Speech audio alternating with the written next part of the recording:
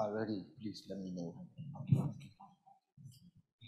예, 반갑습니다. 자, 이 자리는 미얀마 세션인데요.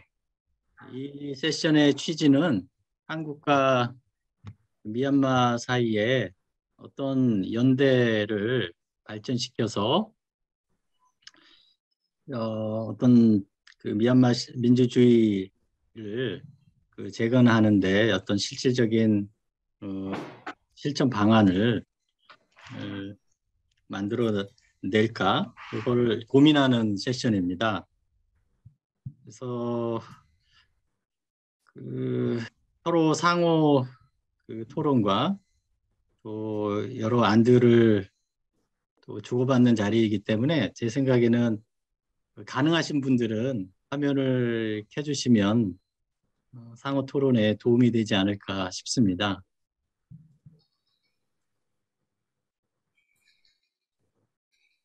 예, 제가 그걸 부탁드리고요.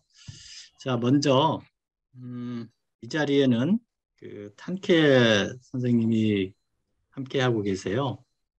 어젠가요? 어제 미얀마 세션에서도 발언을 하셨고 또 지금 우리 세션에서도 참가하고 계시는데요. 탄케 선생님의 말씀을 한번 먼저 저희들이 듣고 토론을 이어나가겠습니다. 참고로 탄케 선생님은 버마 학생 민주전선에서 오랫동안 활동하신 분입니다. 그럼 탄케 선생님 발표 부탁드릴게요.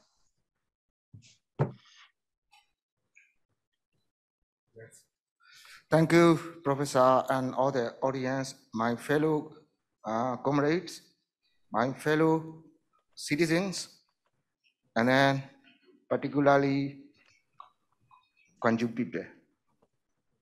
Good afternoon, all. Really, it is very grateful to me on behalf of our Burmese people. This is a time for call for the solidarity, time for call for the change.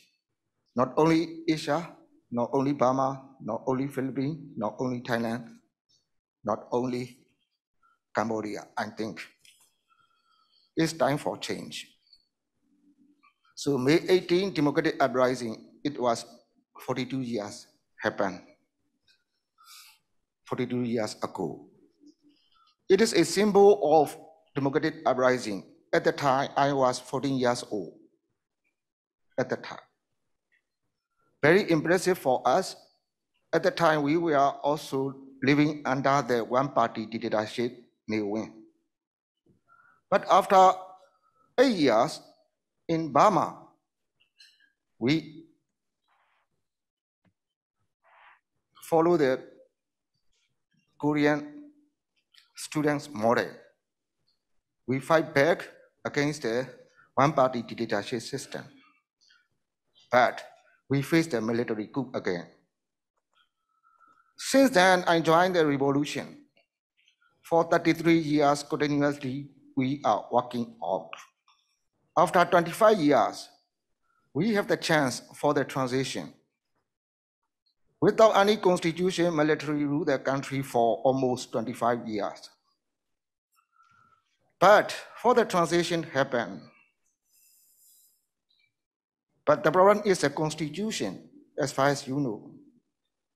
In 2008, even thousands of the people died because of the Nagit cyclone in Ayeyarwady Delta. But military, they drafted the constitution. In that constitution, 25% was automatically sitting in the parliament. But anyways, other 75% are elected. During this transition, Aung San Suu Kyi, you might know, she led the National League for Democracy Party, and then she also entered the election. After that, we, ethnic groups, particularly ethnic organization, along with them, my organization also, join the peace process. First, we have to sign the bilateral agreement. Second, we have to sign the nationwide ceasefire agreement. We call it NCA. In this peace process, we want to find a peaceful solution through the political dialogue, meaningful. But we failed it because we never get the chance to discuss sincerely. At the same time, they are not all inclusion. At the same time, there are many obstacles, particularly about we cannot discuss regarding about federalism. In Burma, if we cannot get equality and federal model, this civil war cannot be ended. This is very simple. But anyway, we try our best. But in 2020, there is another problem again made by the military. 2020 election, the National League for Democracy Party, at the same time some ethnic political parties, they won the election. But military, just before opening the new parliament session, military took the coup on February 1st. Since then, our peace process was fragile. We cannot go anywhere. You see the picture? This is a one. No peace without trust. Even we are standing together, sometimes we are very divided.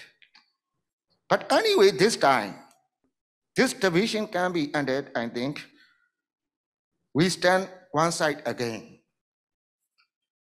History repeated again. First, we thought, during my generation, this civil war must be ended. But new generations are coming. New political developments are coming. Okay, please show the slide. Can you show the slide, PowerPoint?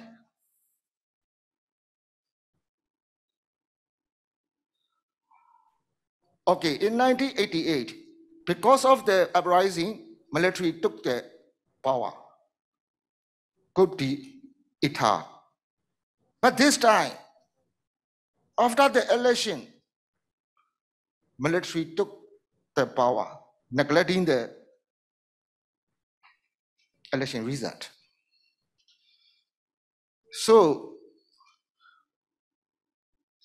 since then, all the international community, including ASEAN, they try to talk with the military leaders. They demand ASEAN 5-point consensus. This 5-point consensus was happened in Jakarta, April 24th, 2021. 1 year over, military never followed this agreement. 1 year over, ASEAN chair, Cambodia, they sent the envoy to military. But they cannot get the answer properly. All the leaders are inside the jail. At the same time, many thousands of the people are fleeing from the country. At the same time, we founded National United Government. It is so-called combination of de facto and de jure. At the same time, there are many voluntary troops fight back against the military inside.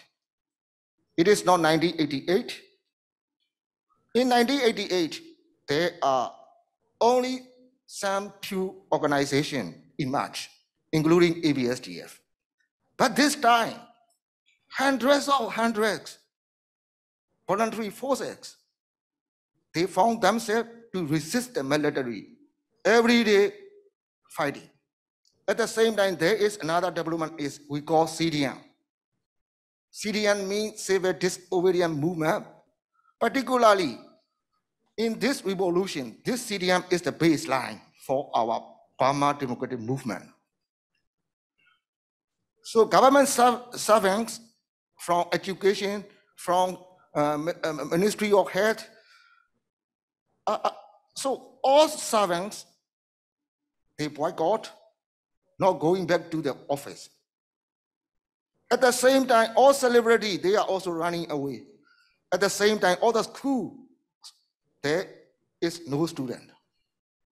No student.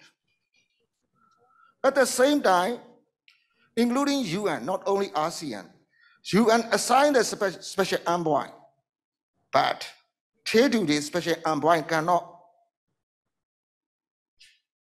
visit inside. So this is a, now we got the slide. It is very easy.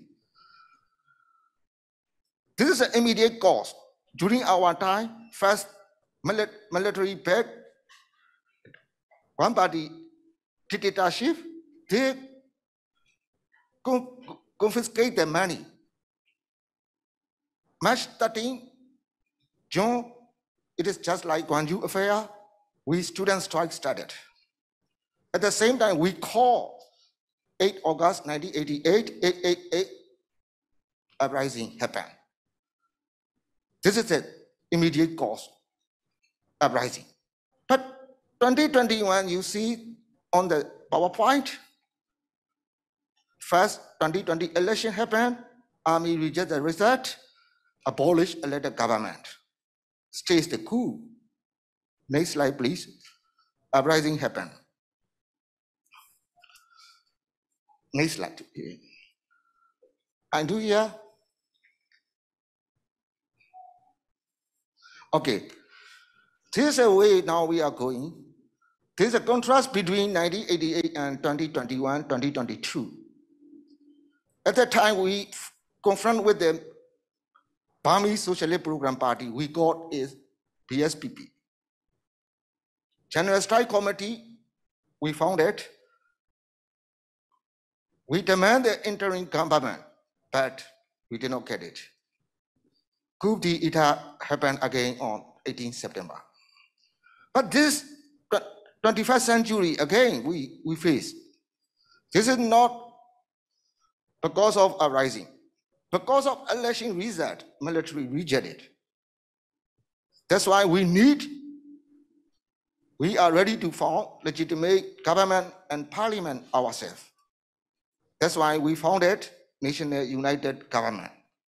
It is not only elected person, but also some assigned by the ethnic groups. They are not elected, but they are de facto power. This is the latest development. At the same time, we have enough domestic and international pressure this time. I believe every day, every city, every villages, we are trying to fight back this military. There are other factors. This is the 2021 uprising. I may conclude. I want to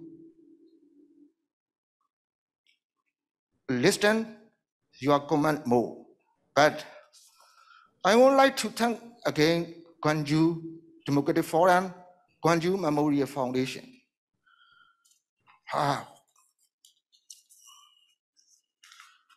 Before I came to here, my Korean brother, Mr. Monte, in his library, I found a memorial book, the May 18 Memorial Foundation. It is the 30th anniversary of the May 18 Democratic Uprising. This is very good book. I made the reference. Very interesting. Only one paragraph I would like to read. This is a publication note, January 2010. I'm going to read. In order to avoid repeating historical mistakes, people around the world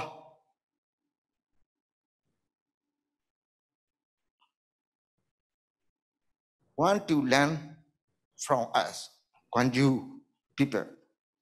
I repeat again.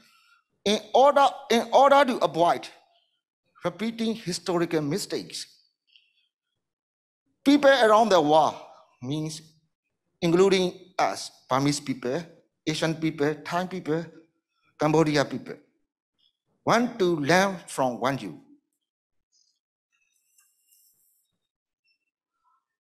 Many countries, including my country, many countries still confront challenges similar to those we Gwangju people encountered in May of 1980. So, but anyway, we want to learn each other.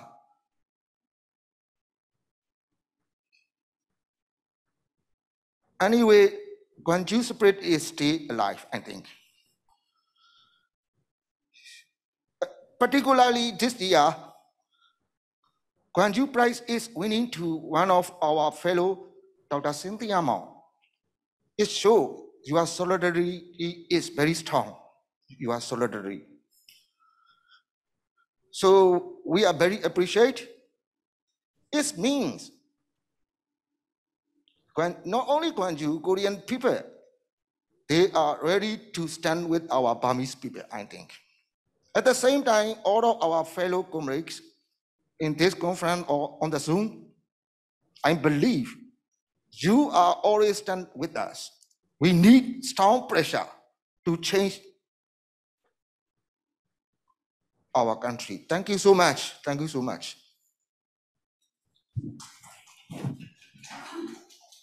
예, 탕 교수님 감사합니다. 그동안에 발생한 사태에 대해서 과거와 비교해가면서 설명을 해줬고, 그 다음 시민사회, 그리고 특히 이제 80년 광주의 경험을 갖고 있는 한국과의 연대가 여전히 필요하다는 점을 지적해 주셨습니다. 자, 탕 교수님께서 이렇게 모두 발언으로 토론의 문을 열어 주셨는데, 일단은 이렇게 진행을 할게요. 특히 발언을 하고 싶으신 분들 얘기를 먼저 한번 들어보겠습니다. 들어보고 또 몇 가지 토론의 꼭지점들을 또 그 발언 속에서 포착해서 또 앞에 세션에서 제가 말씀드린 것과도 관련지어서 얘기를 해 나가도록 하겠습니다. 그러면 또 발언을 해 주실 분 계실까요?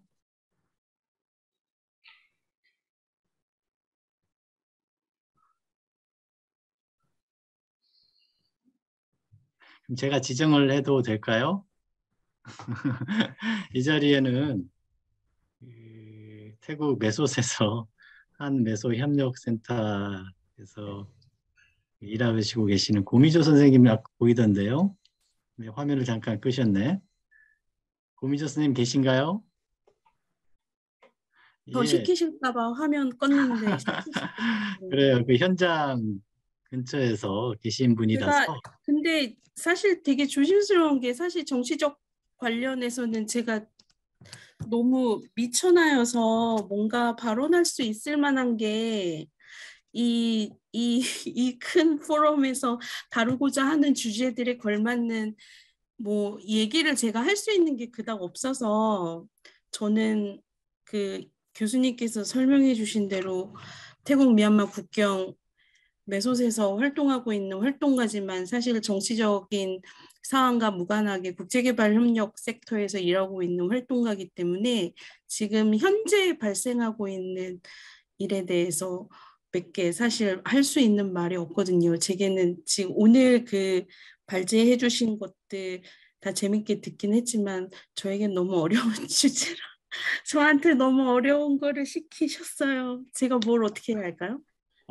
아니 국경에서 어떤 그 일들이 벌어지고 있는지 그죠? 제, 지난 1년 이후 쿠데타 이후에 사실 그 여파가 국경 지역에 미쳤을 테니까 그러니까 간사님께서 경험하신 것들을 한번 얘기해 주시면 예, 저희가 이해하는 데 도움이 됩니다. 우선 그 유명하신 탕케 선생님을 이렇게 온라인으로 만나뵙게 돼서 영광입니다. 정말 꼭 뵙고 싶었던 분인데 정작 현장에서는 한 번도 뵙지 못하고 네, 여기서 뵙네요. 너무너무 반갑습니다.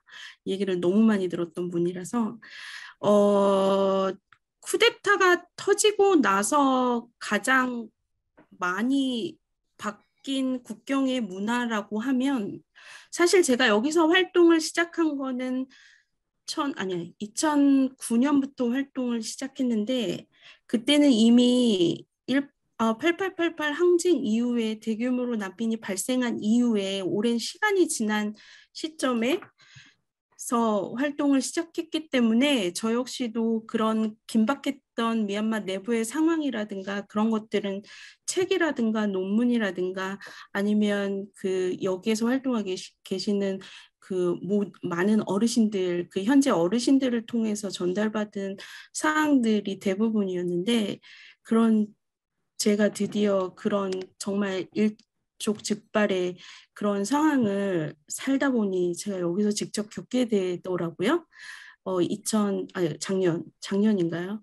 시간 개념이 없어서 요즘 작년에 미얀마 쿠데타 터지고 나서 사실 한두 달 정도까지는 현지에서 피부로 느끼는 변화 같은 건 사실 크지 않았었어요. 그런데 아무래도 온라인 요즘에 이제 젊은 친구들도 그렇고 여기에 다양한 부류의 활동가들이 계시는데 여기에 많은 활동가분들이 다 온라인에 집중해서 여러 가지 활동들을 연대해 가고 계시기 때문에 현장에서는 사실 큰 변화를 느끼지 못했지만 그 많은 미얀마 분들이 정말 많이 이용하시는 페이스북 같은 그런 온라인 매체에서는 완전히 장난 아니게 뒤집어졌거든요. 모든 것들이 다 변화해서 무슨 제 페이스북 친구들이 대부분 현지 분들이 많은데 무슨 맨날 페이스북 들어가면 무슨 마치 온라인에서 전쟁이라도 난 것처럼 그래서 사실 거기서 보는 것들이 많았는데 그래서 한 가지 궁금한 것들이 있었어요.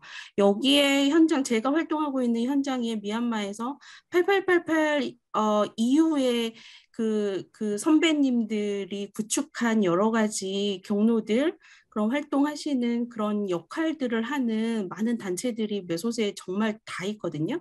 그다음에 현재까지도 젊은 세대들 또 거기에 합류해서 같이 활동하는 활동가들이 정말 한 집 건너 한 집 한 사람이 활동가라고 해도 무리 없을 만큼 현지에서 활동하는 로컬 활동가들이 굉장히 많아요. 그런데 온라인에서는 그렇게 시끄러운데 왜 오프라인에서는 뭔가 다른 세상에 있는 듯한 그런 생각이 들었었어요. 왜 이들은 한 번도 자기들의 목소리를 오프라인에서 내뱉지 못할까 그런 궁금증이 생겨서 주변에 친한 활동가들하고 이런저런 논의를 했던 적이 있는데 그분들도 정말 오프라인에서 이제 시위도 하고 싶어하고 미얀마의 쿠데타 상황에 대해서 알지 못하는 사람들에게 자신들의 활동을 통해서 널리 알리고 싶어 했지만 다들 아시다시피 여기는 국경 지역이고 저희가 활동하고 있는 지역은 태국 정부의 컨트롤이 있는 태국 정부의 산하의 지역이고 하다 보니까 대부분 활동가분들이 태국 정부에서 주는 비자를 받고 살고 계시고 또 많은 분들이 무국적자로 난민으로 undocumented people로 살아가고 있는 신분의 문제로 인해서 그 쿠데타 터짐과 동시에 태국 정부에서 공식적으로 이민국 통해서 미얀마 관련해서 오프라인 시위를 할 경우에 비자 다 캔슬하고 니들 다 추방하겠다 그렇게 공지가 내려왔어요. 그래갖고 다들 그런 푸시들이 있으니까 오프라인에서 할 수 없는 것들이 너무 많아지다 보니 온라인에서 연대하고 있는 것들이 많았어요. 그러고 나서 이 국경 지역 사회가 정말 큰 회오릿바람처럼 한번 뒤집었던 거는 작년 3월 이후부터 미얀마 딴마도에서 미얀마 군부에서 카렌 자치 지역을 공습을 시작하면서 본격적인 내전이 시작했고 그 내전은 현재까지 계속 진행되고 있고 좀 괜찮아졌다가 또 시작했다가 괜찮아졌다가 시작됐다가 아마 그러는 중인데 그저께 또 이제 6여단 카렌 KNU 6여단 지역 그러니까 태국 지역으로 말하자면 메솥에서 남쪽으로 한 50km 정도 내려가면 포프라라는 지역이 있는데 그 지역 건너편에 떼보보라는 마을에서 공습이 엄청나게 일어나갖고 그 공습으로 공식적으로 집계된 사망자는 30명이라고 그러고 그다음에 한 300여 명이 국경을 넘어서 지금 현재 물리차이라는 마을에 피신 중이고 한 200여 명 넘게 국경을 넘지 못하고 태국 정부에서는 그 국경을 오픈해 주지 않아요. 그래갖고 그 미얀마 사이드의 국경 지역에서 피신돼 있다고 그런 소식들이 계속 전해져 오고 있고 그래서 사실 그 현장을 저희 현장이 있는 곳이라서 가보려고 하는데 외국인한테는 사실 그 마을에서 대부분 지금 현재 그저께 발생한 난민들 다 케어를 해주시고 계시는데 제가 가보고 싶어도 제가 외국인이라고 그분들이 다 아시거든요. 그렇기 때문에 제가 가면 혹여라도 그분들이 하는 활동에 방해가 되고 태국 정부에서 뭔가 푸시를 하지 않을까 그런 마음에 그냥 상황이 어떻게 변화하고 있는지 그런 얘기만 전달받고 있고 어떻게 연대하고 어떻게 지원하고 어떻게 조금은 그분들의 힘듦을 덜어줄 수 있는지 계속 고민을 거듭하고 있어서 솔직히 말해서 제가 10년 넘게 여기서 활동하고 있지만 요즘처럼 생각이 많았던 적은 별로 없었던 것 같은데 1년 넘게 너무나 많은 생각들 그다음에 코로나 시국이라서 사실 프로젝트도 많이 하지 못하겠구나 싶었지만 여러 가지 문제로 인해서 이렇게 미얀마 쿠데타 문제 또 코로나 방역에서 소외받고 있는 그 국경 지역의 사람들 를 지원하는 문제 뭐 여러 가지로 프로젝트가 넘쳐나고 있어서 정말 스트레스를 많이 받으며 지내고 있습니다.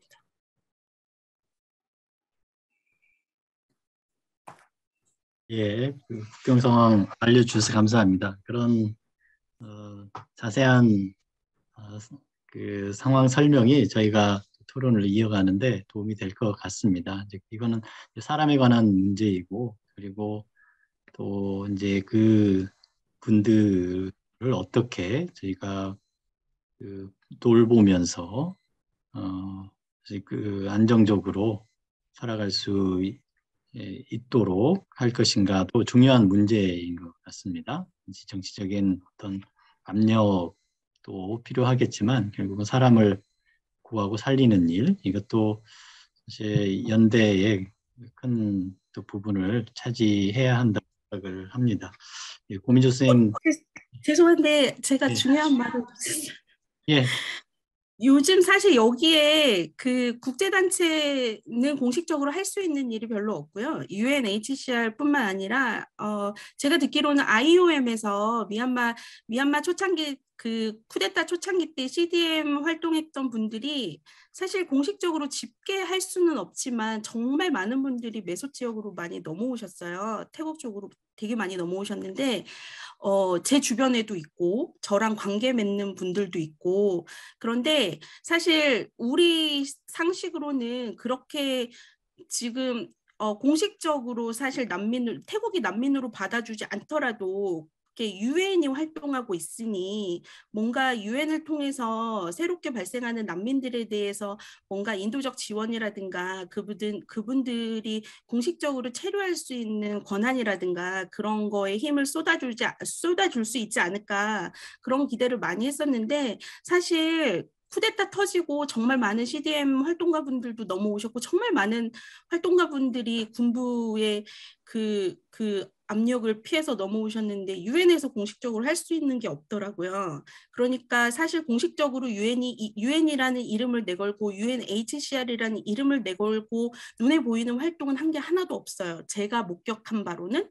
그런데 이제 그들도 사람인지라 뭔가는 해야 되니까 뒤에서 비공식적으로 하는 것들이 몇 개 있더라고요. 그래서 대표적으로 IOM에서 작년부터 현재까지 제가 알기로는 3차례 진행된 걸로 알고 있는데 CDM으로 넘어오신 분들에게 사전 신청, 사전 컨택을 하고 사전 신청을 받아서 현재까지 3차례 한해서 미국으로 정치적 망명자라는 명목으로 미국으로 출국을 시켰어요. 그중에 제 지인도 한 분도 그 방식으로 미국에 가셨고, 그런데 미국에서도 이쪽 국경 지역의 난민으로 그분들을 받아들인 게 아니라 여러 가지 이제 정치적 망명자 신분 비슷한 신분으로 특별하게 받아들였다고 하고 있고, 몇 차례가 더 진행될지 모르겠는데 지금도 대기자는 있는 걸로 알고 있고, 그 대기자의 이름 올리고 나서 기다리시고 계시는 분들도 있는 걸로 알고 있습니다. 앞으로 얼마나 더 진행될지는 모르겠지만 현재까지도 CDM으로 활동하시는 분들이 암암리에 들어와 계시는 분들이 굉장히 많으시고, 또 그로 인해서 태국 정부에서는 공식적으로 뭔가 그분들을 뭐 송환하겠다 뭐 그런 얘기는 한 적이 없는데, 작년 올해 2차례에 걸쳐 제가 알기로는 2차례 태국 정부에서 공식적으로 그런 불법으로 입국한 이제 무국적자, 그러니까 아무런 증빙 서류 없이 불법적으로 태국에 입국해 있는 특히 CDM 가담자들 발본색원하기 위해서 방콕에서 그 경찰 파견해 갖고 이렇게 정말 불신검문하고 그랬던 적도 있고, 근데 너무 재밌는 게 그런 정보가 미리 다 들어와요. 그러면은 다 그 네트워킹 형성이 돼 있으니까 그분들한테 몇 월 며칠부터 며칠까지 이렇게 그 감시 기간이니까 니들 밖에 절대 나오지 마라. 그래서 그분들 이렇게 밖에 안 나오시고, 그러면 먹거리 부족하니까 먹거리 사다가 지원해 주시는 분도 있고 그랬어요. 그런데 그런 것들이 아마 이렇게 뭐 공식적이지 않지만 그런 일들이 지금까지 계속 많이 이루어지고 있으니까 여기에 계시는 활동가분들도 얼마나 지치시겠어요. 여러 가지 힘든 것들도 너무 많은데, 그런 와중에 닥터 신시아가 광주 그 인권상 받으셨다 그래갖고 다들 너무 기뻐하셨어요. 힘든 거 다 잊어버리시고, 사실 이번에 그 실황 중계된 거 보신 분들도 굉장히 많으시고 되게 자랑스러워하시고, 종족 그런 거 다 떠나서 여튼 닥터 신시아는 이 국경 지역의 어머님 같은 분이니까 사실 그분 모르시는 분이 아무도 안 계시거든요. 근데 만나는 분들마다 너무 좋아하셨고 너무 축하하고, 그러니까 그분 때문에 자기가 지금 하는 일을 더 힘내서 열심히 할 수 있다라고 말씀하시는 분이 굉장히 많았습니다. 이상입니다. Okay, Yeah. let me add something, Professor. Yes, sure. Okay, so I would like to share some information later.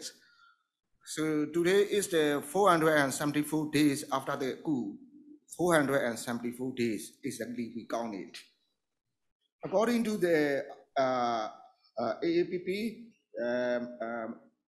my close comrades, they are documenting all the data. According to their data, how much suffering our people are under this brutal regime. On 19 May 2022, yesterday, according to the AAPP, 1,850 killed.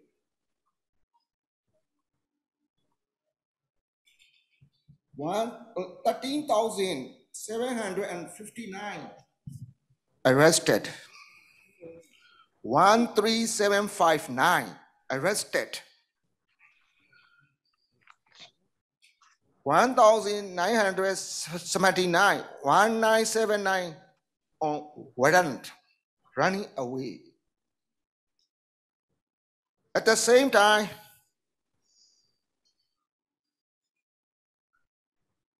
thousands of the houses and buildings were sealed off, locked. Thousands of the people fleeing not only Thailand, I'm talking to you all, not only Thailand. Some people running away to India border. They have no status at all. India government never recognized. refugee living northeastern state. At the same time, in Thailand, there are also many problems. There are many thematic issues, not only security matter, other matters we are facing. This is a struggle, I understand. Running away is not the problem. Running away is not the answer. In human nature, there are two F matter. Two F, flee or fight. We are facing with the military dictatorship. They are killing the people on the street every day, every night. That's why we have no choice. We have to hide. But for the fight, not for the run. That's why we need strong pressure internationally. At the same time, we need enough pressure inside and outside. Not only domestic, but also globally we need. In Mae Sao, thousands of people arriving. MPs recently elected. Not only MPs, some are not politicians, never involved in this politics. But for the right, they have to fight. Whether they understand politics or not. This is the responsibility of all citizens. We need to stand up ourselves like that. So for example, yes, I agree some point. My fellow sister, he talked regarding about Mae Sao area. Yes. In Mae Sao, there is one UNHCR office. That UNHCR office has not been working for 5 years. You can go to the UNHCR office. There is no man. There is no man. How we are going to rely on UNHCR? At the same time, we have to rank ourselves. Housing, food, health. So it is a humanitarian assistance, but humanitarian assistance alone cannot solve this political problem. At the same time, you see ASEAN, they have their own problem. You see which country are the democratic. So let me show. Practically, we have to think. We cannot rely on ASEAN. Even humanitarian assistance, this military cannot allow any civil organization, CSO or NGO or I don't know, but even movie star cannot form their own organization. So such kind of military we are facing, our Burmese people, I think we are the worst. This is the last fight, I think. This time we cannot give up anymore. For the new generation, we have to continue this struggle. Not only humanitarian assistance. You see in Ukraine what happening. You see in Burma what happening. We need all kinds of help, practical help, not only for saving the life, but also fight back this military to the barrack. So that's why we need strong political solution. Thank you. 예, 탄케 선생님이 인도주의적 지원도 반드시 필요하다고 말씀하시면서 동시에 정치적인 압력을 계속 가해야 된다는 말씀을 하셨습니다. 이것이 사실 우리 세션에서 다룰 어떤 큰 포인트를 짚어주신 거라고 봅니다. 한쪽에서 사람을 구하는 실질적인 일, 그리고 다른 한편에서 정치적인 압력을 가하면서 미얀마를 변화시킬 수 있는 길, 그 두 길을 함께 모색해 나가는 것이 필요하다고 봅니다. 자, 그러면 조금 정치적인 그런 솔루션을 찾는 방안에 대해서 한번 얘기를 해보는 게 좋을 것 같습니다. 제가 이전 세션에서도 말한 어떻게 아세안을 극복할 수 있겠는가. 그 차원은 사실 이제 아세안을 활용하는 차원, 그리고 아세안을 진짜 이게 넘어서 어떤 대안의 차원을 마련하는 것일 텐데, 일단 아세안을 여전히 활용할 수 있는 어떤 도구로 보면서 미얀마에 압력을 넣을 수 있을까? 그 문제부터 한번 짚어보는 게 좋을 것 같습니다. 제가 사실 전 세션에서 아세안 특사단 구성을 구체적으로 예로 들었어요. 거기에 한국이 참여하자라는 얘기를 제가 드렸는데, 사실 한국 시민사회가 한국 정부한테 그런 압력을 넣을 수 있을지, 그리고 모르겠어요. 이제 현 정부가 그 요구를 얼마나 받아들여서 좀 아세안에 적극적으로 개입할 수 있을지 여전히 알 수는 없어요. 그러나 출범한 지 얼마 안 됐다는 것도 기회인 것 같습니다. 어떻게 보면 우리가 이제 길을 만들어낼 수 있고 그 길로 이제 정부를 인도할 수 있는 어떤 패스 메이킹이 될 수 있으니까 전혀 불가능한 일은 아니라고 봅니다. 일단 이의 실현 가능성을 먼저 한번 따져볼까요? 아세안 전문가도 있고 미얀마 전문가도 계실 텐데 그게 실현 가능할 것인지 한번 얘기를 한번 들어보는 게 좋을 것 같습니다. 아세안 특사단에 한국이 참여할 수 있는가, 그리고 참여할 수 있도록 시민사회가 압력을 가하는 게 필요한가. 나연표 선생님 의견을 한번 들어볼까요? 경험이 많을 테니까.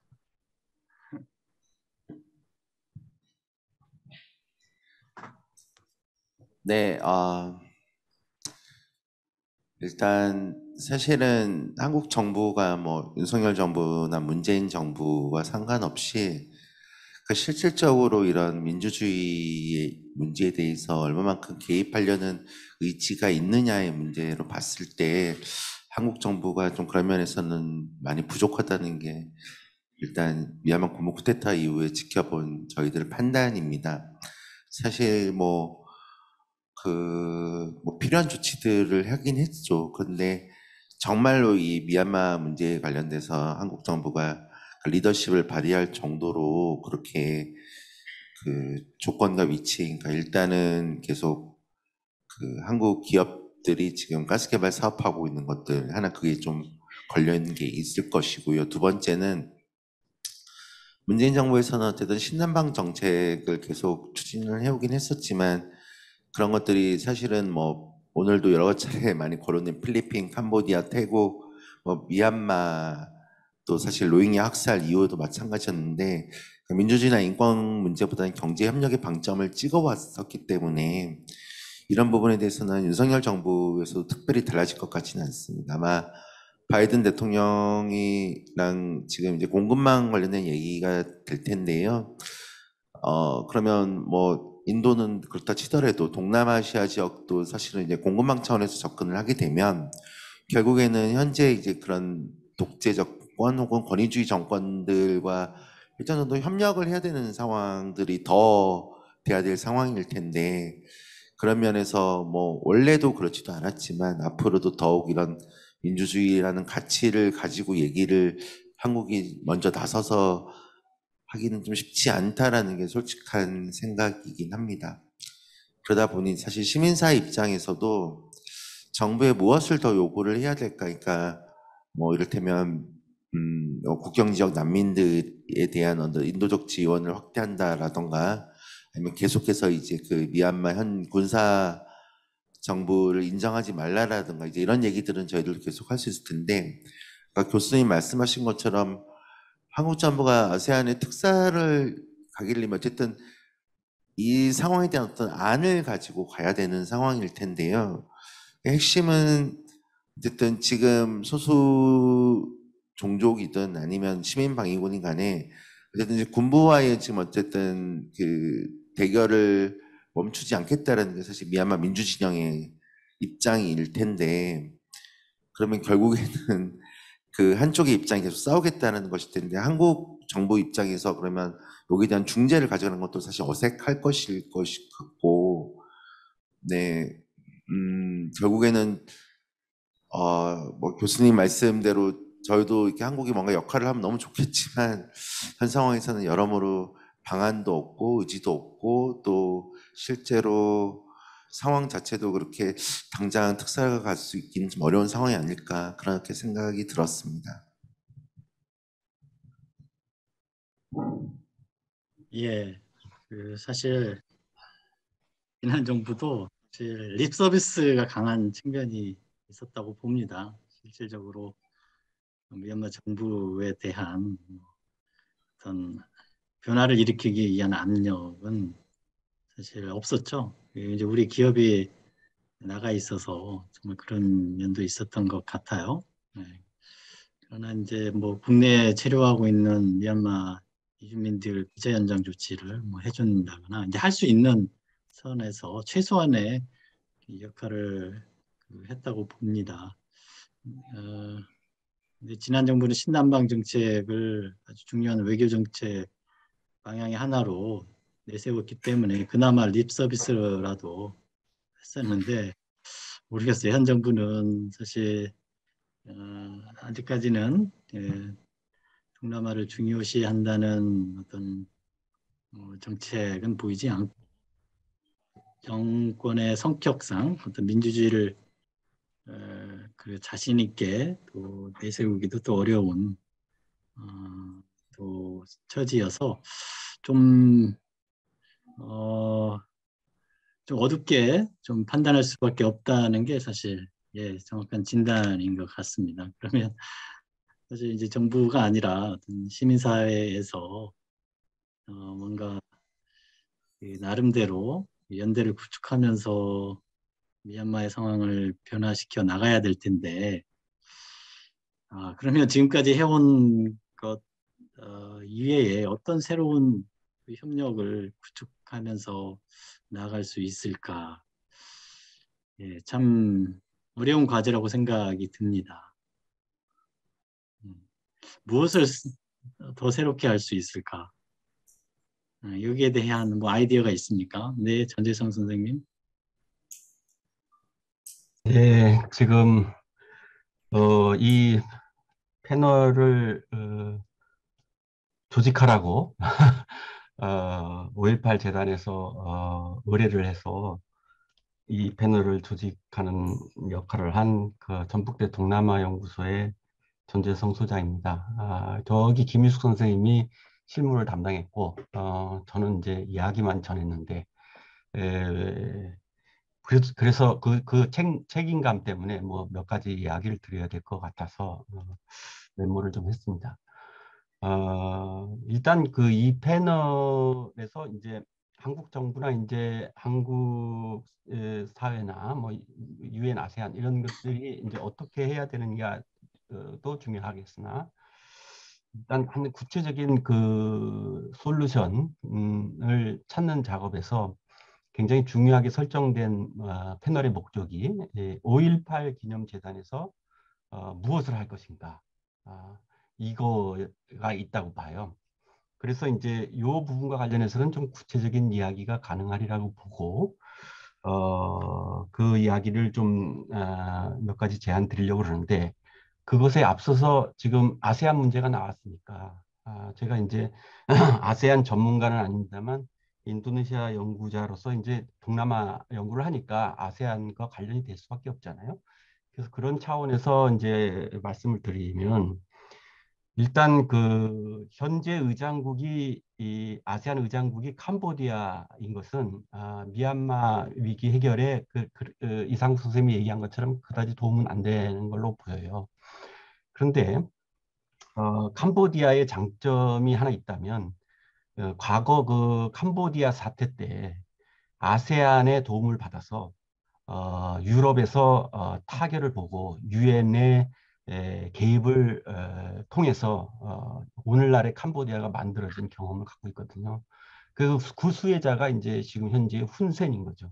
그것이 이제 꼭 좋은 모습은 아닙니다만 어쨌든 국가적 위기에서 내전을 종식시키고 극복하는데 아세안의 지원을 받은 경험이 있어요. 그렇기 때문에 훈센이 민 아웅 훌라웅한테 아세안 말을 좀 경청해라 라고 캄보디아의 경험을 봤을 때 그렇다라고 작년에 얘기한 적이 있어요.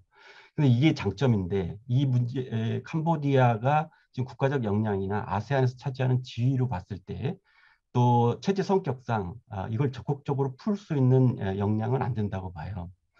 그럼 이제 어떤 터닝 포인트가 있을 수 있냐 하면 다음 의장국이 인도네시아란 말이죠. 그 다음 내년이 인도네시아고 후년이 말레이시아고 그 다음이 필리핀으로 이어지는 거예요. 알파벳 순이기 때문에. 그럼 이제 이 인도네시아, 말레이시아, 필리핀으로 이어지는 아세안 의장국은 현재까지 포지션이 미얀마 사태에 대해서 군부에 대해서 좀 더 강경한 대응을 펼쳐야 된다라는 입장에 서 있거든요. 그렇기 때문에 올 11월에서 12월 정도 되면 새로운 의장국인 인도네시아가 캄보디아의 업무를 넘겨받는 작업을 시작을 해요. 이때가 굉장히 중요한 포인트다. 만약에 아세안을 견인하고 활용한다라고 한다면 이때가 중요한 포인트이기 때문에 올해에 5.18 재단과 우리 시민사회나 이런 쪽에서 적극적으로 안을 만들어서 아세안 활용하는 방안을 만들어서 계속해서 다음 의장국에게다 그걸 토스할 필요가 있다라는 거예요. 그리고 여기서 한 가지 또 이상국 선생님이 얘기한 거와 연결되는 건 뭐냐면 지금 현재 그랬을 때 브루나이가 아세안 특사를 어떤 사람을 파견할까 할 때 인도네시아 측에서는 계속해서 그 아세안 전체에서 역량 있는 이런 협상의 역량을 가진 그런 인도네시아 강경파를 포함해서 이 인도네시아 사람을 포함해서 특사를 좀 범아세안 차원에서 모으자고 했어요. 근데 이제 브루나이가 이제 자기네 외교장관 보내고 그다음에 또 캄보디아가 또 자기네 사람 보내고 이런 식으로 이제 갔단 말이에요. 그러면서 이제 특사의 권위나 특사의 역량 같은 게 확 줄어드는 거거든요. 근데 이제 인도네시아 여태까지 주장해 온 바에 따르면 특사를 포괄적으로 일단 인도네시아에서 역량 있는 특사가 선발될 겁니다. 그러니까 아세안에도 잘 알고 미얀마 문제에 대해서 오랫동안 개입해온 그런 사람들이 있어요. 실제적으로 이름들도 다 거론이 된 바 있어요. 그런 사람들이 임명이 될 것이고 그리고 또 넓혀서 다른 나라 아세안 나라로부터 특사를 충원할 가능성이 있는 거죠. 그때 이제 이상무 선생님이 얘기한 것처럼 한국도 특사를 원하면 파견하겠다라는 제안을 해서 나쁠 것은 없다. 이렇게 봐요. 그건 좋은 아이디어라고 봅니다. 그리고 이제 실제로 동티모르에서 동티모르 독립 과정에서 선거를 해야 되잖아요. 그때 국제 선관위원 3명이 선거를 관리하는 탑3에 한국 그 선관위 한국 분이 손봉승 여사가 간 적이 있고 그다음에 평화유지군 갈 때 한국군이 파병됐잖아요. 근데 동남아 문제인데 태국군과 함께 한국군이 갔단 말이에요. 이게 뭐냐 하면 인근한 나라에서 인접한 나라에서 그래도 중립적이면서도 민주적인 나라가 가야 된다라는 그런 유엔의 의견이 반영된 거거든요. 그렇기 때문에 한국이 역할을 할 수 있는 가능성은 열려 있다. 아세안 중심성으로 가더라도 이런 거고요. 근데 여기서 주의할 점이 적어도 아세안 관련해서 2가지가 있다고 보는데 첫 번째는 유엔이 지금 뭐 아까 고미조 선생님 오래간만에 말씀하셨는데 유엔이 거기 가서 메소드 가가지고 별로 하는 일이 없다 그러잖아요. 지금 유엔 미얀마에서 작년에는 유엔의 개입을 굉장히 기대하고 요구했는데 유엔이 별로 하는 게 없단 말이에요. 거의 지금 지구적으로도 하는 게 없어요. 우크라이나나 뭐 다른 데도 마찬가지고요. 아프간도 마찬가지고. 그렇기 때문에 국제기구라는 게 그런 거라는 거예요. 그러니까 그런 정도에서 아세안을 봐야 된다. 그러니까 아세안이 굉장히 지금 실망스럽다 그래서 아세안을 버리게 되면 활용할 수 있는 창구가 굉장히 중요한 창구가 없어진다. 이건 우리나라 시민사회도 마찬가지고 우리나라 학계도 마찬가지고 미얀마 분들도 그렇게 생각해야 된다는 거예요. 지금 만약에 이제 유엔을 끌어들여서 미얀마에서 요구하는 R2P가 들어온다, R2P가 제공된다 하더라도 이 R2P 조건에는 지역기구와 협력할 것이 명시돼 있어요. 그렇기 때문에 유엔이 개입해도 아세안과 협력해야 된다는 거예요. 그리고 또 하나는 중국과 러시아 같은 데가 유엔에서 입장을 계속해서 내고 있고 여기에 기본적인 입장은 아세안이 해결하라는 거잖아요. 그 한국 정부의 입장도 아세안을 지지한다는 거거든요. 그러니까 어떻게든 아세안을 통해서 이제 해결하게 돼 있기 때문에 이 아세안 무역론으로 가서는 안 되고 아세안 활용론으로 가야 된다. 이게 하나고요.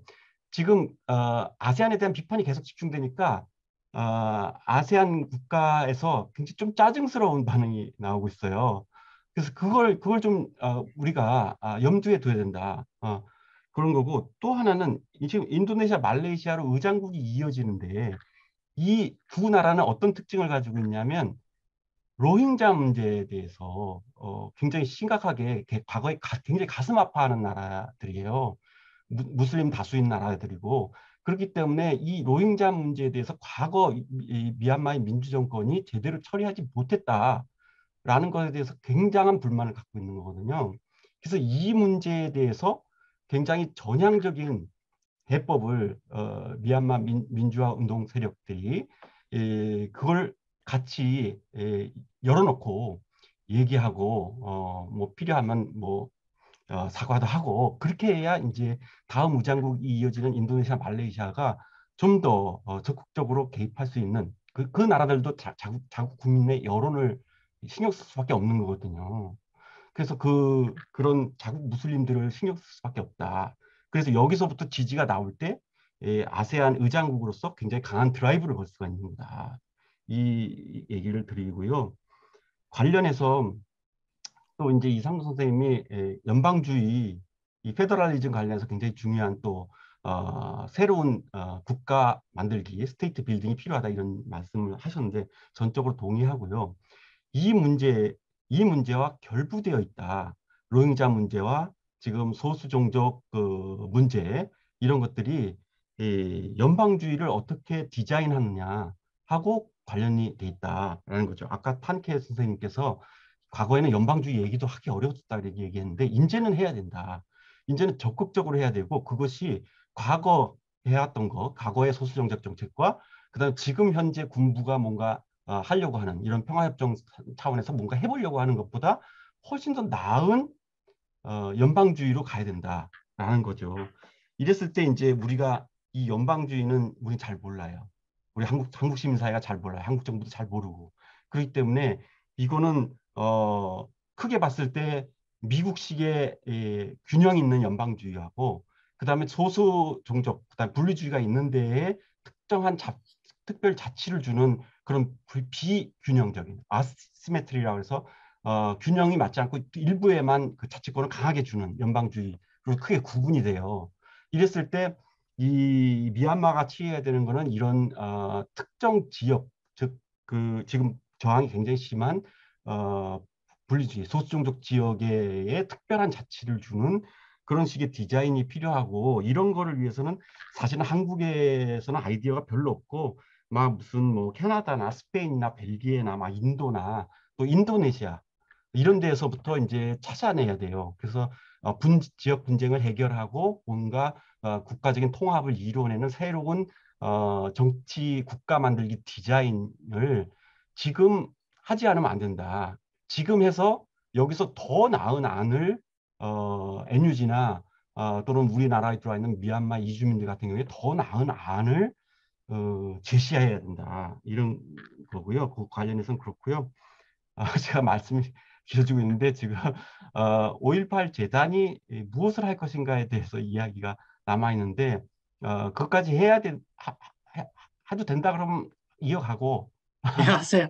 네, 예. 그럼 구체적인 솔루션 관련해서 이제 5.18 재단에서 주최하는 이 광주 민주 포럼이기 때문에 5.18 재단이 앞으로 올해 또는 몇 년간 미얀마 위기 관련해서 무슨 거를 해야 되느냐 했을 때 다들 하실 말씀이 있을 거예요. 근데 그거에 이제 운을 띄는 것 차원에서 제가 이제 한 세 가지만 얘기하면 지금 주로 우리가 하고 있는 거는 다이렉트 액션이죠. 어디가 시위하고 그다음에 이제 지원을 한단 말이에요. 인도적 지원에서 뭐 이런 자금이나 물품을 보내는 이 두 가지로 맞춰져 있다고 봐요. 근데 이제 제가 생각했을 때는 몇 가지 추가하는데, 기본적으로는 5.18 재단에서 올해를 아까 그 아세안 정세 변화나 뭐 이런 거 차원에서 봤을 때 한 2년 내로 중요한 변화가 온다라고 생각을 하기 때문에 그런 정세 판단에서 봤을 때 올해를 5.18 재단은 적어도 미얀마 위기 대응을 최우선 역점 사업으로 잡아달라라는 거예요. 미얀마 캠페인을 넘버 원으로 잡아라. 그리고 그런데 이제 다른 일도 많지 않냐. 뭐 우크라이나도 있고 아프간도 있고 여러 문제가 있지 않냐는데 5.18 재단은 그래서는 안 된다 봐요. 그러니까 우리 나인필 선생님 굉장히 바쁘단 말이에요. 여러 일을 하시느라고. 근데 5.18 재단의 핵심은 뭐냐면 국가폭력과 그 피해자 문제란 말이에요. 그러니까 미얀마 위기만큼 5.18 재단이 역점으로 대응해야 되는 이런 일들이 그 다른 일들과는 경우가 다르다는 거예요. 전쟁이나 이런 거하고 달리.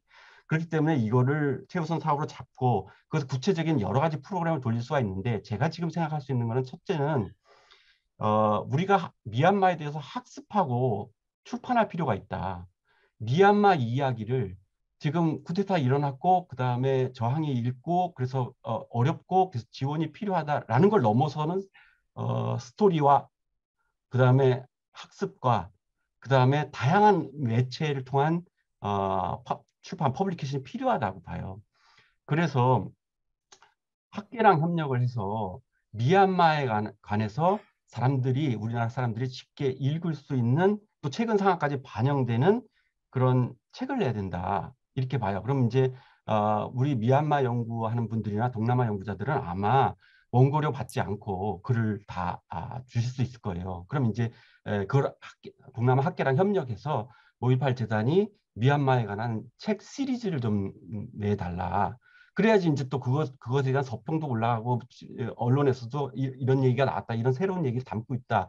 아까 얘기한 연방주의에 대한 디자인과 그다음에 아세안 활용론까지 다 포함해서 그래서 미얀마에서 어떤 일이 벌어지고 있는가 뿐만 아니라 미얀마 미래에 대해서는 설계까지 또 그다음에 과거에서 어떤 맥락 속에서 이런 일이 일어났는지에 대한 이해까지 돕는 그런 출판 프로젝트를 좀 해달라는 거고 그다음에 두 번째는 우리나라에 이주민들이 많이 들어와 있단 말이에요. 미얀마 출신 분들이 많이 와 있는데 이 이주민들을 현재는 지원하는 그런 거잖아요. 근데 이제 이주민들을 주체화했으면 좋겠다.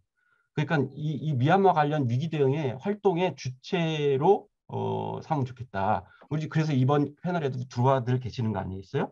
그럼 이제 주체화를 할 때 두 가지가 있는데 하나는 지금 쿠데타 이후에 우리나라에 와 있는 미얀마 분들의 이야기, 어떻게 살고 있는지, 또 그다음에 그들의 가족은 어떻게 됐는지, 또 그들의 고향은 어떻게 됐는지 이런 이야기들을 좀 모아서 내면 좋겠다. 그러니까 우리가 지금 캠페인 전략에서 뭔가 시위에 압력을 넣는 전략에서 액션의 레퍼토리를 좀 다양화해야 된다고 보거든요. 그래서 그 중에 하나 굉장히 중요한 게 우리나라에 들어와 있는 미얀마인들 사람들의 생활과 그들의 느낌과 그들의 고향 이야기와 가족 이야기 이런 것들을 좀 담아서 내주면 좋겠다라는 거고 그 다음에 또 하나 중요한 것은 지금 미얀마에서 벌어지는 일들에 대해서 우리가 간헐적으로 듣는 게 아니라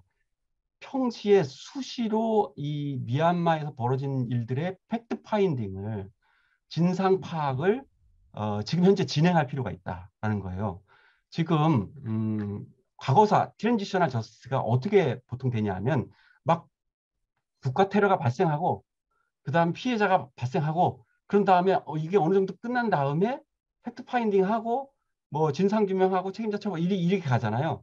그게 아니라 지금 현재 벌어지는 상황에서 팩트를 모아야 되고 그리고 이것이 맞느냐 틀리냐 다 따져가지고 기록을 모으는 일들을 해야 된다는 거죠. 그리고 이걸 통해서 제소할 것은 제소하고 처벌 프로세스도 가고 그러니까 팩트 파인딩과 처벌 프로세스 다 같이 진행해야 된다는 거예요. 이런 걸 할 때 우리의 역량이 굉장히 부족하죠. 학계의 역량도 부족하고 시민사회 역량도 부족하고 그렇기 때문에 5.18 재단에서 원래 이거 전문자 5.18 재단이 국가폭력하고 과거사 정리 이거란 말이에요. 그러니까 그거 차원에서 이런 또 노하우도 있단 말이에요. 그러니까 그걸 미얀마 분들하고 공유하고 필요하면 학계랑 같이 협업해서 현재를 기록하는 일들을 시작했는 현재를. 그래서 저는 이런 진상 파악과 현재에 대한 기록 이런 것들이 가면 좋겠고 마지막으로 한 가지 얘기 드리면 한국의 미얀마 위기에 대한 한국의 책임성 리포트. 그럼 우리 나연표 선생님하고 협력해야 될 것 같은데 우리나라가 어떻게 연루돼 있고 우리나라 기업이 어떻게 연루돼 있고 그것과 관련된 요구가 어떻게 국제적으로 압력이 어떻게 들어왔고 우리 시민사회에서 뭘 요구했는데 그것에 대한 반응이 어땠고 그리고 또 한편에서는 우리 시민들이 열심히 또 가슴 아파하면서 어떠한 지원들을 했는지 그러니까 꼭 나쁜 것뿐만 아니라 우리가 또 열심히 뭔가 모아서 해보려고 했던 거 이런 것들이 크게 봤을 때 한국의 미얀마 위기에 대한 책임성이라고 보거든요. 그런 책임성 리포트를 준비를 해서 언제가 됐든지 1년 후가 됐든지 2년 후가 됐든지 내는데 5.18 기념재단이 기회해 줬으면 좋겠다. 뭐 여기까지 말씀드렸습니다. 길었습니다. 네, 어떤 아세안의 정세 변화의 계기, 그 계기에 한국이 어떻게 개입할 수 있을지에 대해서 얘기를 해주셨고 또 그와 관련해서 미얀마 연방제의 좀 더 나은 방향에서 디자인하는 문제 그리고 5.18 재단이 무엇을 실질적으로 할 수 있을 것인가의 문제 구체적으로 마지막 문제에 대해서는 더 구체적으로 들어가서 이제 올해를 미얀마 위기 대응의 해로 이제 선포해서 적극적으로 관심을 가져 나가는 거 그리고 이주민 주체화의 문제 그리고 또 미얀마에서 벌어지고 있는 일들을 들려주는 문제 그리고 책임성 리포트 이런 문제들을 이제 지적을 해주셨어요. 이제 하나하나 굉장히 실질적이고 도움이 되는 거라고 봅니다. 그러면 전재현 선생님이 또 다른 토론거리를 또 열어주셨으니까 그 중에서 몇 가지 새롭게 등장한 거에 대해서 한번 얘기를 해보면 자, 이제 미얀마 군부가 여하튼 내년에는 선거를 치르겠다고 말은 하고 있잖아요. 뭐 믿기지는 않지만 내년에 선거를 치른다고 해요. So they already announced 2023. Now Yeah. they are trying to convene hold the new election. It is nonsense. Just finished the 2020 election. How people believe this election again? So there are two exits. I would like to share regarding about military exit from current crisis. One is a new election. They would like to hold a new election. After that, I think 2020 election result will be automatically finished like that. I think you get the sense. I think it is very easy now, but this way is not working because all the people they don't have any trust on new election. Even even 2020 election happened in our own eyes, they did not respect and they annihilate all. Again, they are calling for the new election. How we can believe in them? So this is one way. Another way is now they are trying to call for the peace talk with the EAO, Ethnic Organization. But on the ground, thousands of people are fleeing and thousands of people are brutally killed by the military. So most of the major EAO organizations, they are not going to Naypyidaw or capital called by Main Online, including my own organization, ABSDF, our organization. We accept their invitation letter to come to capital to talk with military general directly. So this is a good time for military to negotiate with the ethnic organization. In Burma, civil war has been staging for 70 years over. So this civil war need to be ended as soon as possible. That's why May Online is ready to talk with all ethnic organizations. This is the reason. But for this peace, May Online alone cannot solve the problem. So he is a one-man show. Now he is going to do my fellow, my comrade. But anyway, I think we need to, we have to go. One thing I would like to share is now we found NUCC, National United Consolidation Council. So it is, there are 5 categories composed with 5 categories. One is the civil organization. Now, another one is the ethnic organization. Another one is the elected MP. Another one is the ethnic consultative council. With these categories, this is a biggest platform today. Now we are working together.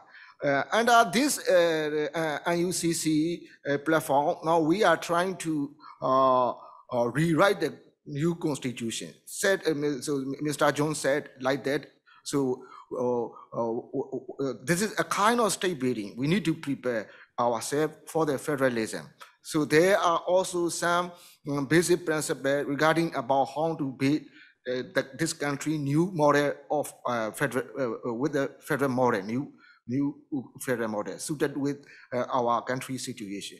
But it is a day-to program. But anyway, it is very important. For the day one is without overthrowing this military, even though on the paper we agree how we are going to build the nation on the ground. This is also a question. One thing I would like to share you is not present special envoy, UN special envoy. Previous special envoy, we including myself, met so many times just before he finished his duty, her duty. So at the time, you know, even she tried to visit Burma, but even her office finished, she could not visit Burma. So what she said is, I would like to share one thing is, yes, no one want to see the bloodshed inside. No one want to wait for the bloodshed, but they cannot do. They cannot do. At the same time, we, our Burmese people also, we don't have any other choice. So even though we want to stop all the bloodshed immediately, but no, we cannot immediately. So even you and they are also waiting. You already knew. So that's why there is no choice. There is no choice. So no choice means choice. So it is our choice, but there is no choice. So like that, so this vicious cycle is repeating again and again. I think sooner or later, if this military going to rule this country, I think this country will be erupted, collapsed, I think. So no one want to see country collapsed. But because of this military, sooner or later, this country will be collapsed. Okay, one day you remember what I am talking on this ground in Gwangju City. Thank you. So I'm talking to very frankly, my fellow comrade. So this is my own opinion. I don't refer any academic view. It is my life 30 years fighting with this military, and we try again peace talk. We try again peaceful means, but we fail again. So I enter this revolution 20 years at the age of 20 years. But Now I'm 50 over. You know. New generation happen again. New generation are coming. We have to continue our unfinished tasks. So like that. So, but anyway, I'm very appreciate your comment. So it is very useful. It is very useful. Yeah. 네. 자, 여기서 좀 그 입장이 좀 갈리는 걸 좀 확인할 수 있겠습니다. 그 탄케 선생님을 비롯한 지금 그 군부의 전면전을 선포하고 투쟁을 하고 있는 분들의 입장에서는 군부와 절대 이제 타협을 할 수 없고 군부 퇴진이 이제 선행 조건으로 보입니다. 그래서 군부가 계획하고 있는 어떤 선거라는 게 사실 이런 강력한 입장에서라면 열리기가 힘들 것이라고 보이는데 그러면 사실 아까 전재 선생님이 제안하신 어떤 그 국제 선거 감시단 중립적인 감시를 받은 선거가 열리고 또 그걸 기초로 해서 새로 국가를 구성해 나가는 어떤 과정 이 자체가 아예 이루어질 수 없을 것 같은데요. 자, 그러면 제가 탄케 선생님한테 한 가지 묻고 싶은 게 사실 어떤 시빌 워가 많은 사람들의 좀 희생을 좀 치르면서 전개되고 있잖아요. 자, 그런데 사실 미얀마 군부가 그렇게 쉽게 물러날 것 같지 않는데 그러면 아예 계속 이 전면전을 계속 이어나갈 것인지 아니면 시민들의 희생을 일단 막는 차원에서 군부와 어떤 정전 협상을 맺고서 다시 선거라는 제도를 통해서 그리고 국제적인 선거 감시단의 개입 아래에서 선거를 치르면서 다시금 미얀마의 정치 과정 그 속으로 들어올 계획은 아예 없는 것인지 그걸 좀 묻고 싶습니다.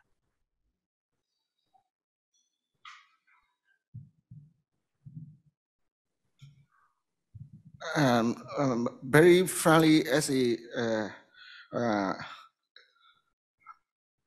according to my own experience, the first thing is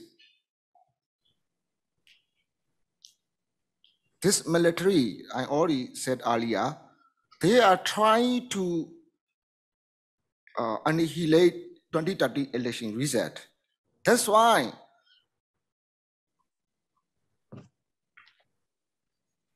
they try again to hold a new election. So under this election, we cannot agree. We cannot agree. So we understand election we need, but we already finished election. This military reject election result. They give the reason. Their reason is they cannot accept election result because there are many fraud or something like that. But it is nonsense. Even there are some fraud, and then we can recorrect. We don't need military coup again. So how? At the same time, you see all the political parties, there is no any political activities. They're trying to run with the new election with their own proxy parties. Political parties cannot represent the people how this election is meaningful. This is also one of the problems. That's why we cannot accept new election. New election is not the answer. This is the one way, Mr. Professor. This is the one way. So it is my comment. Another one is to protest the people suffering. Now we have to form our own local people defense forces across the country.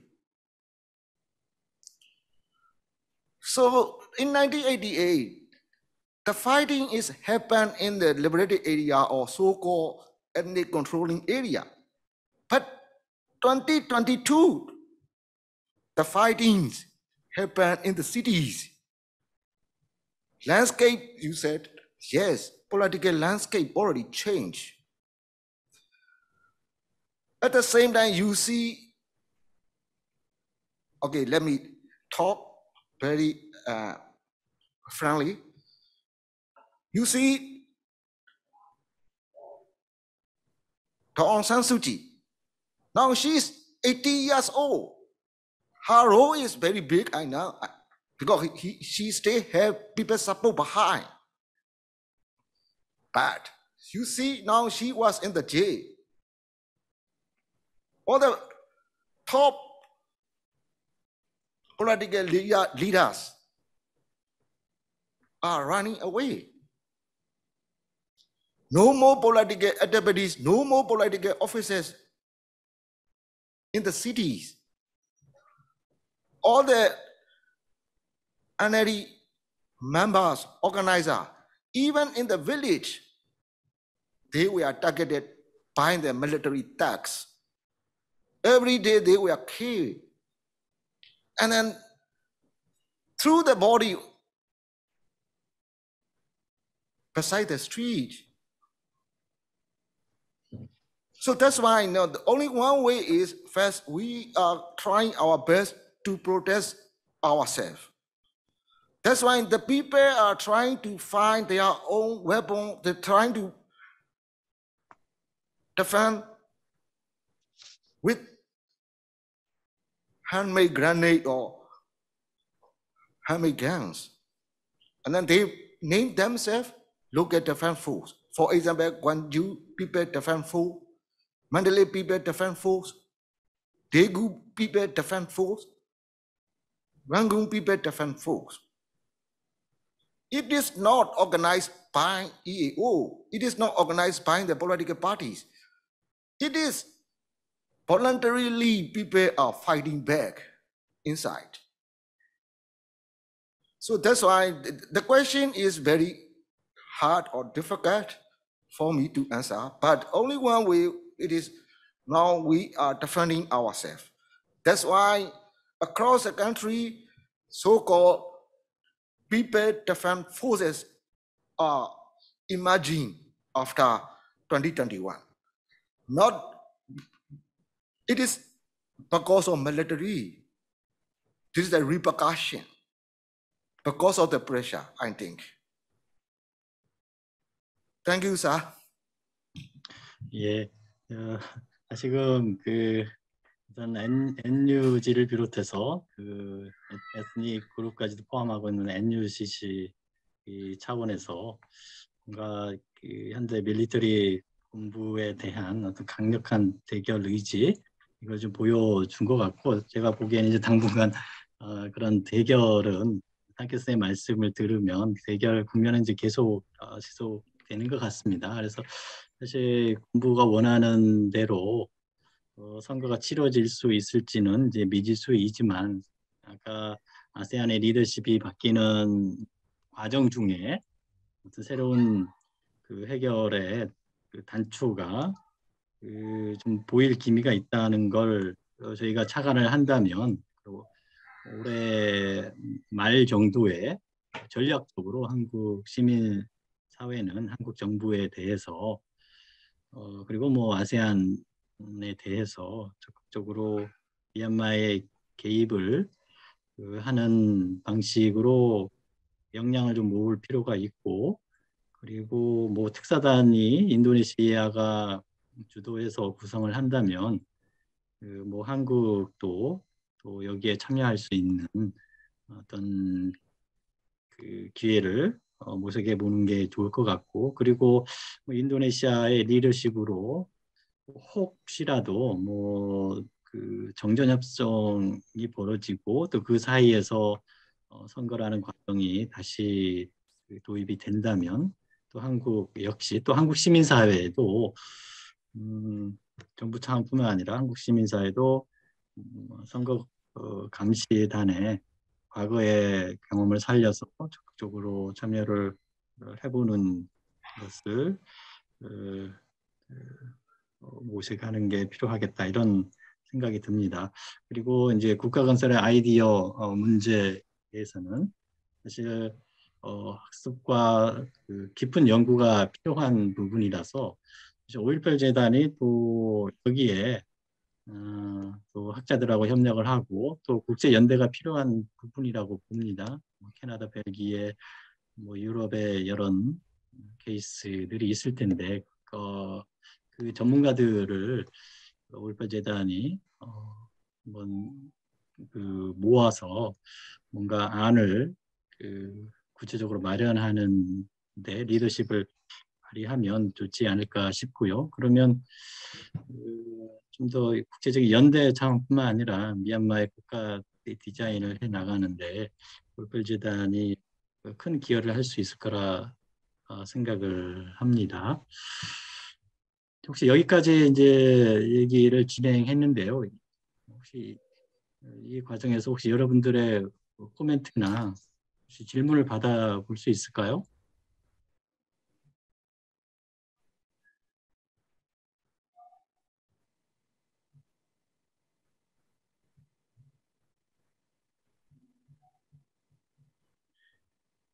예.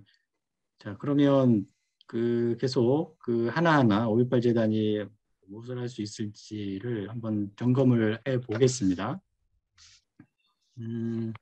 올해를 미얀마 위기 대응의 해로 선포를 하는 차원의 문제인데 작년부터서 계속 해오고 있죠. 작년부터 광주에서 미얀마 이주민들이 정기적으로 캠페인 활동을 하고 있고 또 광주 시민사회가 다른 어떤 지역에서보다도 더 활발하게 연대 활동을 해 나가는 걸 확인할 수 있었습니다. 근데 이걸 이제 좀 더 구체적으로 어떤 캠페인의 차원에서 5.18 재단이 직접적으로 이제 이름을 올리는 것일 텐데요. 그건 그렇게 어렵지 않을 거라고 보고요. 사실 이건 당장이라도 실천할 수 있는 문제라고 보입니다. 그리고 광주에는 또 아시아 문화 전당도 있고 또 이게 남부 지방을 보면 또 부산에는 또 아세안 문화원도 있고요. 그래서 이런 아세안 관련된 기관과 5.18 재단이 협력을 해 나가면서 동시에 이런 작업들을 해 나가면 좋겠다는 생각을 해봅니다. 자, 그리고 이제 이주민의 주체화에 관한 문제가 될 텐데요. 사실 우리가 이주민들의 개인 얘기를 잘 듣지 못하잖아요. 그래서 그런 스토리, 고향에 대한 이야기, 가족에 대한 이야기를 담아내는 그런 작업이 필요하다는 거에 공감을 하고요. 그렇기 위해서는 이 역시 이주민의 그런 조직, 이주민 조직과 연대를 해서 구체적으로 그 스토리를 펴내는 작업을 시작하는 게 좋을 거라고 생각이 듭니다. 이주민의 주체화의 문제를 다루는데 이주민 조직, 미얀마 공동체와 구축해 나가는 연대와 더불어서 진행되어야 하는 문제이니까 기존에 해오던 것들을 더 발전시켜 나가서 뭔가 구체적인 작업들을 실행해 나가면 좋겠다 이런 생각이 듭니다. 그리고 미얀마에서 벌어지고 있는 일에 대한 어떤 소식 알리기, 팩트 파인딩 이런 작업도 사실 당장 실행하기에 어렵지 않은 일이라고 봅니다. 5.18 재단이 해온 일이고 또 동남아 학계를 비롯해서 또 연구 집단과 협력을 해 나가면 어떤 뭐 플랫폼 같은 걸 구축해서 이런 것들을 충분히 해 나갈 수 있을 거라 보이고 뭐 이 세션을 주최하고 있는 뭐 전북 동남아 연구소와도 이건 뭐 해나가는데 그렇게 어렵지 않게 또 수행할 수 있을 거라고 봅니다. 그리고 뭐 책임성 리포트에 관한 문제, 이 역시도 사실 자료로 남기는 문제가 되겠죠. 역시 어려운 작업이 아니라 지금까지 해오던 것들을 한번 정리를 하고, 그다음 이제 과거의 활동을 성찰하면서 어떤 새로운 차원의 운동, 한국 시민사회와 이제 한국 정부가 어떤 책임성을 갖고 미얀마에 개입을 할 것인가, 이제 그걸 좀 돌아보는 그런 리포트 발간은 또 구체적으로 실현 가능한 일이라고 봅니다. 자, 이렇게 이제 우리가 어떤 정치적인 차원, 국제적인 차원, 뭐 지역적인 차원, 그리고 뭐 5.18 재단의 차원에서 해야 할 일들을 쭉 한번 다뤄봤는데, 자, 이제 이 세션을 이제 마무리하기 전에 이제 사실 이런 오늘 나오는 이제 얘기들이 사실 이제 미얀마가 이제 정상의 길로 가는데 조금이나마 이제 보탬이 되기를 바라는 이제 그런 소망을 이제 사실 이제 품게 되는 것이고요. 그래서 이 세션에 참여하신 모든 분들도 오늘 나온 그 여러 가지 아이디어에 좀 참여할 수 있으면 좋기를 바라겠고, 또 5.18 재단이 또 앞으로 이 일을 해 나가는데 여기 계신 분들하고 또 컨택을 주고 받으면서 구체적으로 또 실천해 나가기를 바라겠습니다. 자, 이 세션에 참여해 주신 분들 다시금 감사드리고요. 혹시 떠나기 전에 혹시 나누고 싶은 말씀 계실까요? 네, 고미조 선생님. 네. 죄송해요. 자꾸 말해서. 딴 게 아니라 5.18 재단이 로서의 역할에 대해서 미얀마 잠깐. 예. 그에 대해서 저는 이쪽에서 활동하고 있는 활동가이기 때문에 사실 매일 빼놓지 않고 하는 것 중에 하나가 미얀마 상황에 대해서 검색하는 일이거든요.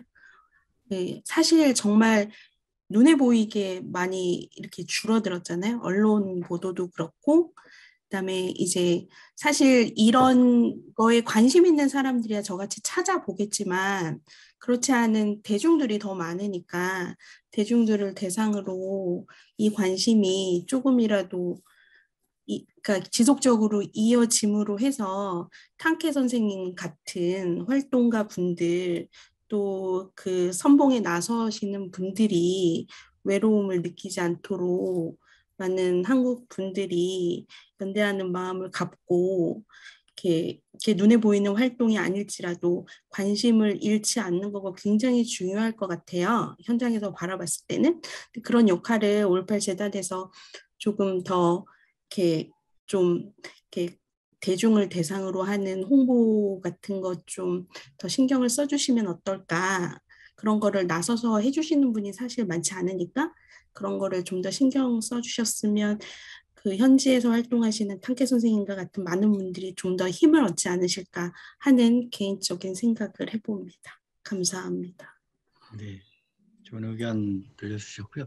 그러면 국제적으로 5.18 재단에서 그런 국제연대 그런 조직이 좀 강화될 필요가 있지 않을까 싶은데 결국에 인원을 좀 보강을 해서 지금 뭐 홍준 선생님이 주로 일들을 많이 하고 계시는데 홍준 선생님 일을 도울 수 있는 이런 분들이 좀 더 있어야 되지 않을까.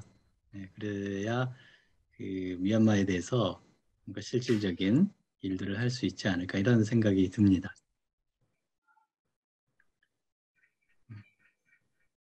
또 끝마치기 전에 소감을 전해 주실 분 계실까요?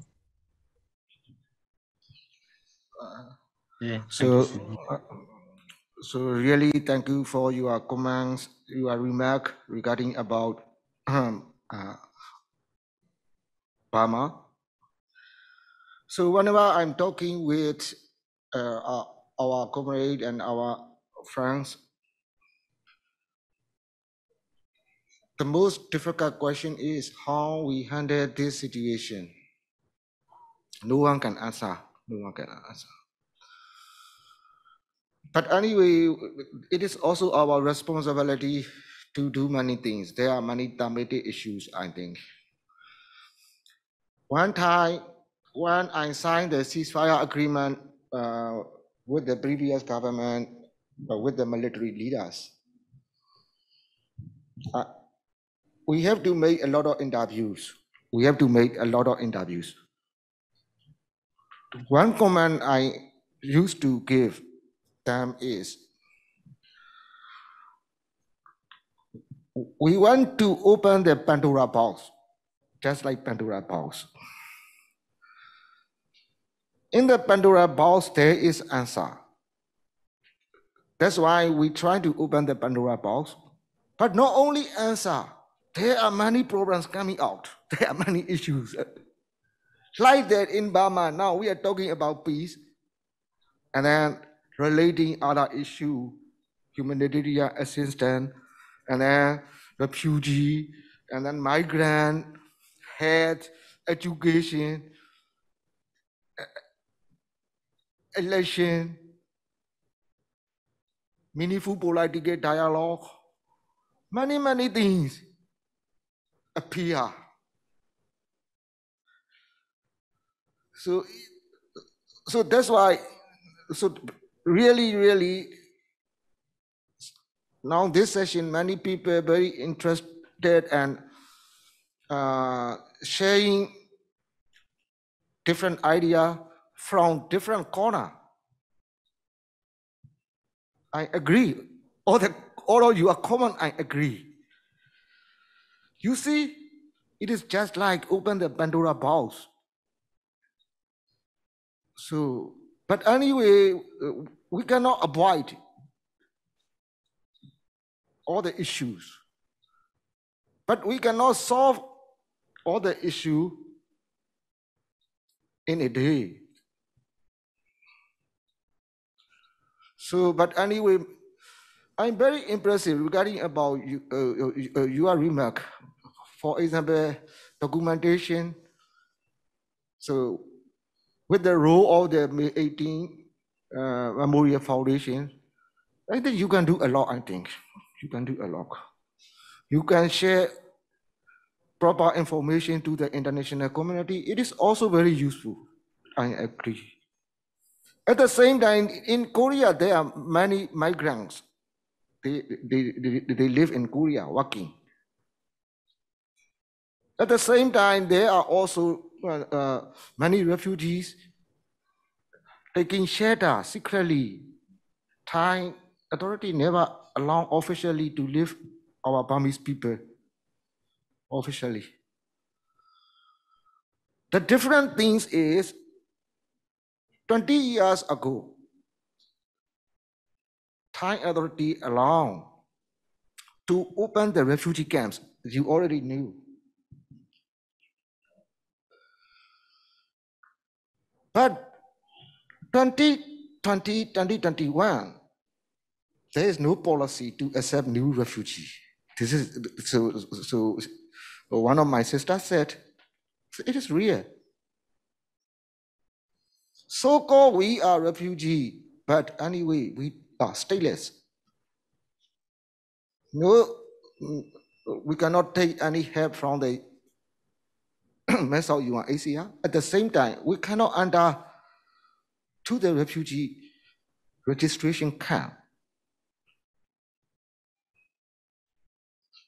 So, but anyway, so I agree all of your remark. We cannot solve all the problems in a day. But anyway, as much as we can, I believe Gwangju Memorial Foundation can do something meaningful Not only for Burma, I think it is. For Burma case, I think you can open one session or one department, I think. This morning, I really, so it is a dream. I talked to my Korean brothers. Really, I want to make brother-sister township. For example, between Gwangju and Mandalay.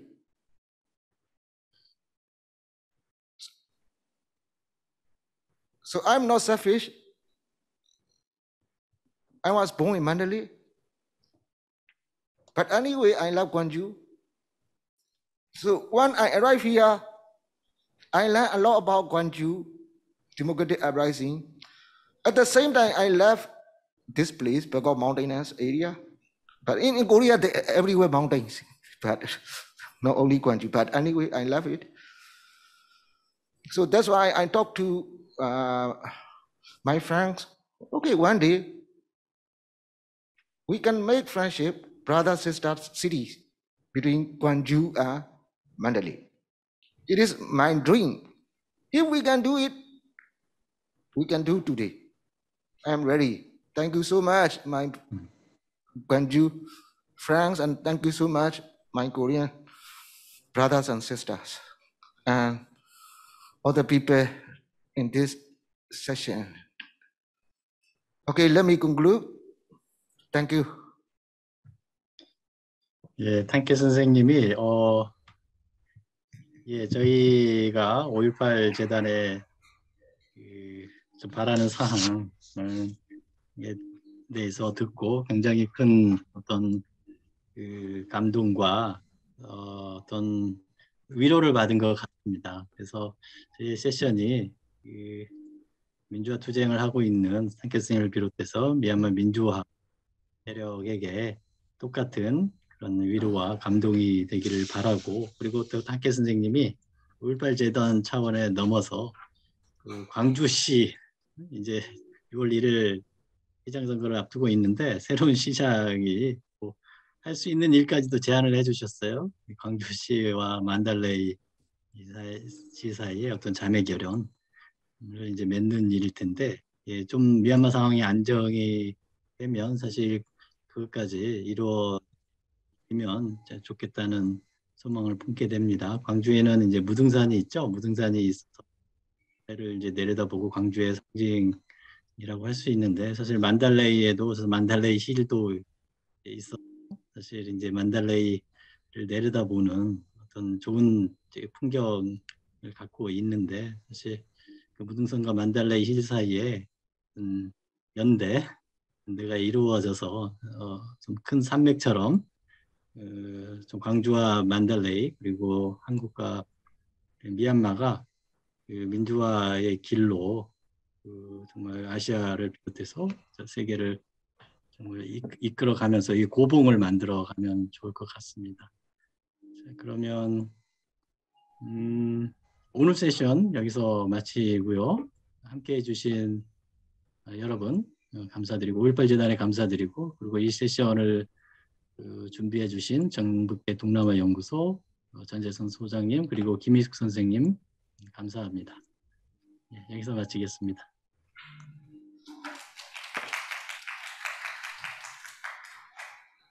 Thank you so much.